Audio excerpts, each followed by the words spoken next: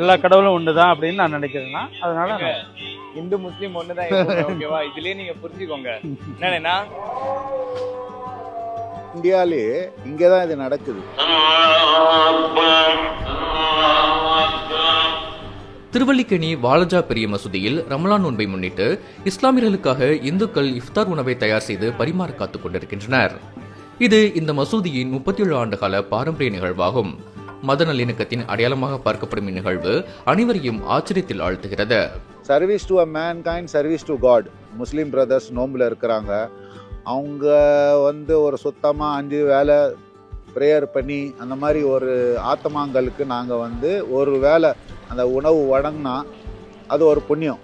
So அந்த புண்ணியத்தை தேடி தான் போகிறோம். நான் ஹிந்து முஸ்லீம் இருக்கிறாங்க, எல்லா இடத்துல இருக்கிறாங்க. பட் ஆனால் இந்த மாதிரி 30 நாள் சாப்பாடு எடுத்துன்னு வழங்குறது இது இங்கே சென்னையில் இந்த திருவல்லிக்கேணி இந்த மசூதியில் தான் நடக்குது.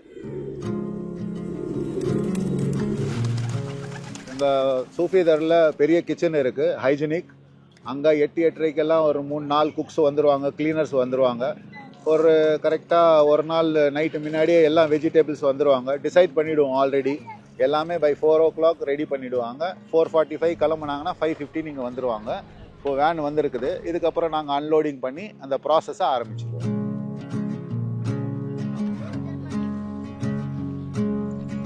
பதினெட்டாம் நூற்றாண்டில் ஆற்காடு நவாப் இந்த மசூதியை கட்ட விரும்பிய போது மசூதியின் மாடத்தில் வாசகங்கள் பொறிக்க போட்டி ஒன்றை நடத்தினார். அதில் வெற்றி பெற்றது ராஜா மக்கான் லால் கிராத் என்ற இந்து பணியாளர். இதுபோன்ற குறியீடு வாசகங்கள் ஆற்காடு நவாப்களின் கலைநயத்தையும் கடந்த கால மதச்சார்பற்ற பண்புகளையும் நினைவூட்டுவதாக வரலாற்றாசிரியர் கொம்பை அன்வர் குறிப்பிடுகிறார். காலைல 4:30க்கு நம்ம நோம்பு ஸ்டார்ட் பண்ணுறோம். மெயின் குரான் ஓதணும், தொழுவு பண்ணணும், ஏழைங்களுக்கு கொடுக்கணும், நம்ம கெட்ட பழக்கலாம் விடணும். நம்ம அதான் நோம்பு.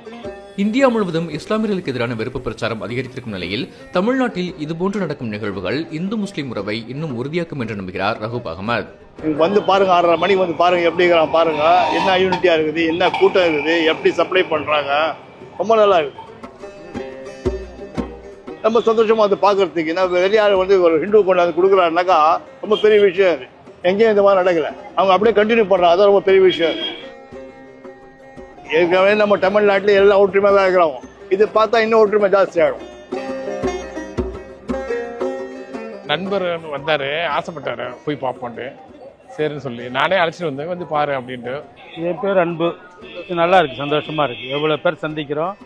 ஒரு பொதுவான ஒரு நல்ல ஒரு இறை வழிபாடு உள்ள ஒரு சபையாக இருக்குது. எல்லாம் சந்தோஷமாக இருக்குது.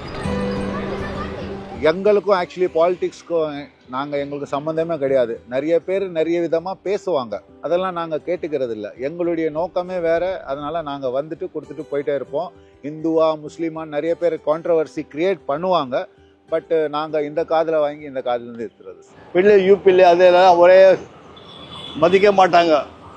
நம்ம தான் பெரியவங்க, நீங்கள் தான் பெரியவங்க. அதாவது இங்கே அந்த மாதிரி இல்லை. இங்கே கொடுக்குறாங்க. அது இல்லை, ஒற்றுமைனா இங்கே தான். சென்னை தமிழ்நாட்டில் தான். எல்லாம் மனிதர்கள் தான்.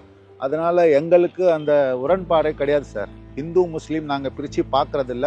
அவங்கள நாங்கள் சகோதரர்கள் மாதிரி தான் பார்க்குறோம். பார்ட்டிஷன் பிரிக்கக்கூடாது, ஆளுங்களை ஜனங்களை பிரிக்கக்கூடாது. எல்லாம் ஒற்றுமையாக வாழக்கூடாது. அதில் நீங்கள் ஓட்டு கேளுங்க, என்ன பண்ணுங்க, நீங்கள் பெரியவங்க நான் பெரியவன், இது அது சொல்லி டிவைட் அண்ட் ரூல் பண்ணக்கூடாது.